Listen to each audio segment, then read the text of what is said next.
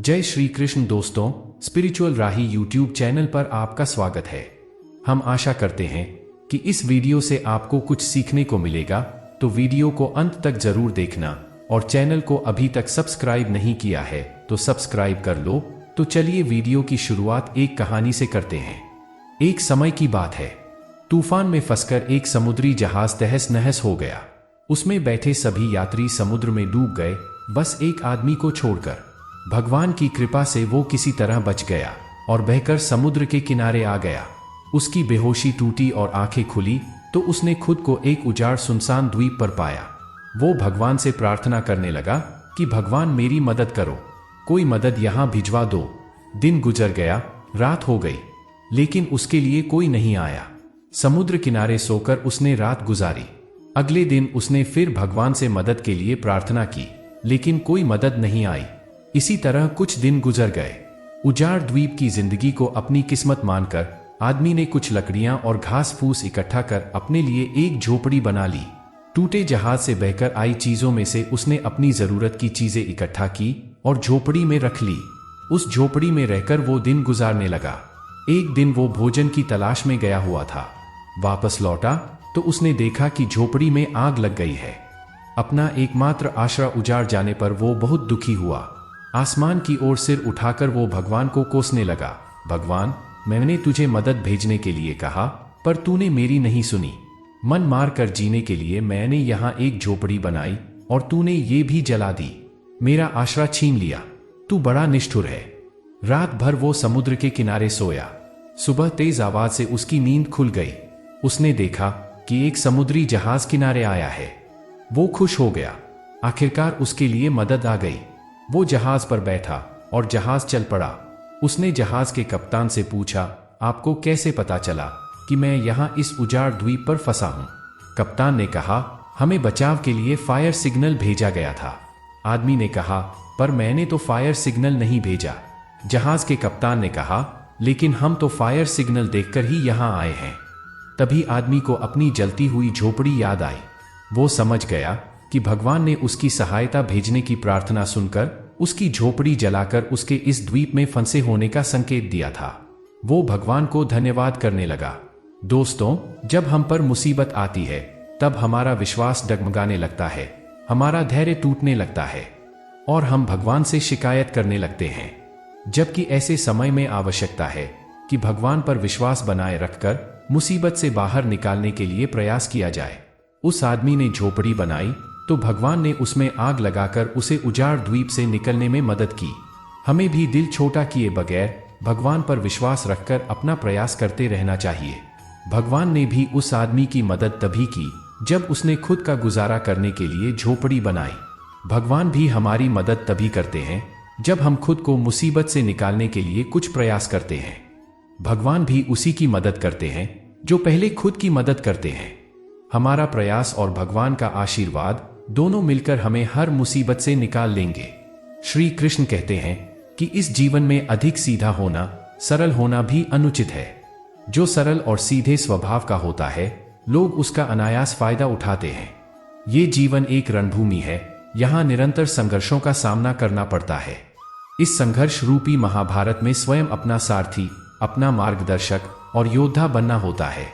जिनकी किस्मत अच्छी होती है, जिनके पास किसी साधन की कोई कमी नहीं होती, वो थोड़ा सा भी कष्ट नहीं झेलते। थोड़ी सी भी कमी होने पर वो भगवान को कोसते हैं। वहीं जिनके पास अभाव होता है, जिनके पास साधन की कमी होती है, उनके पास थोड़ी सी भी बरकत हो या खुशी मिले तो वो भगवान को धन्यवाद करते हैं। ये पृथ्वी नश्वर है, यहाँ सब कुछ गतिमान है।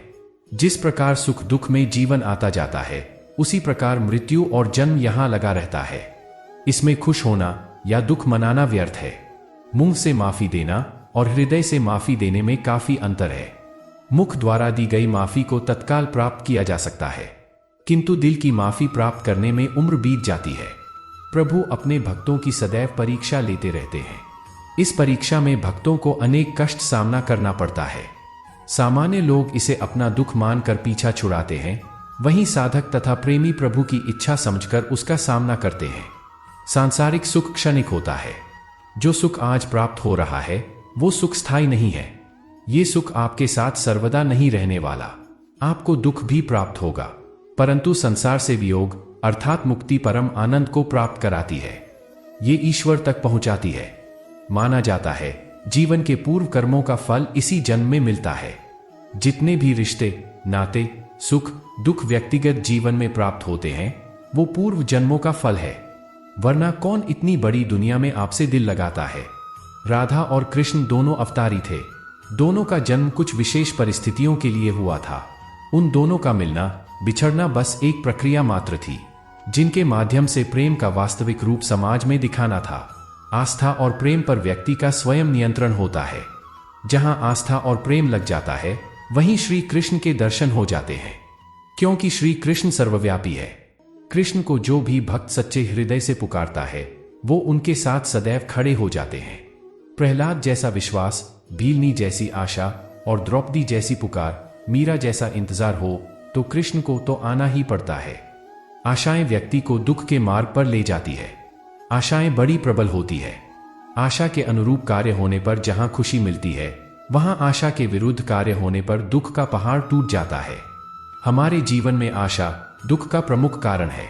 जो लोग ये कहते हैं कि अपनों के आगे झुकने में बुराई नहीं है, उन्हें ये मालूम होना चाहिए कि जो अपने होते हैं वो कभी झुकने नहीं देते। श्री कृष्ण कहते हैं आज के युग में तो व्यक्ति का मूल्यांकन ही इससे किया जाता है कि उसकी पहचान कहां तक है। क्यों? आपके आसपास भी कई ऐसे लोग होंगे जो पहचान के बल पर अपना काम करवा लेते हैं। ऐसे कई लोग होंगे जो पहचान से काम पा लेंगे, धन अर्जित कर लेंगे, किंतु आप तनिक सोचिए, क्या ये ठीक है? पहचान से मिला काम आपके साथ तब तक रहेगा जब तक आपके उनसे मधुर संबंध होंगे। संबंधों में खटाश आई तो काम हाथ से निकल जाएगा। तो अब क्या किया जाए? इसका उत्तर है काम। अपना काम पूरे मन से करो, अपना काम निश्चल से करें, क्योंकि पहचान से मिला काम अधिक समय तक नहीं टिकेगा, किंतु काम से मिली पहचान युगों युगों तक टिकेगी। श्री कृष्ण कहते हैं जीवन में कुछ कर दिखाना है। आकाश की वो सीमा छूनी है जिसे छूने के विषय में आप कभी सोच नहीं सकते। तो अपने भीतर से ये 3 गुण अर्जित कीजिए। पहला, अपने लक्ष्य को पाने की चाह, लगन। ये आपसे वो करवा सकता है जो आप कभी नहीं कर सकते। दूसरा, साहस। संकट उठाने की क्षमताएं आपसे वो करवा सकती है जो आप करना चाहते हैं। और तीसरा है अनुभव। अनुभव आपको ये बताएगा कि आपको क्या करना चाहिए। तो जिसने चाह, साहस और अनुभव इन 3 गुणों को पा लिया, उनके लिए इस संसार में ऐसा कुछ भी नहीं जो वो नहीं पा सकते। दोस्तों, हम आशा करते हैं कि इस वीडियो से आपने कुछ सीखा होगा। अगर आपको वीडियो पसंद आई हो तो वीडियो को लाइक करें, चैनल पर नए हो तो चैनल को सब्सक्राइब करें और बेल आइकन को प्रेस करना ना भूलें। तो मिलते हैं एक ऐसी नई वीडियो के साथ, तब तक अपना ख्याल रखें। जय श्री कृष्ण।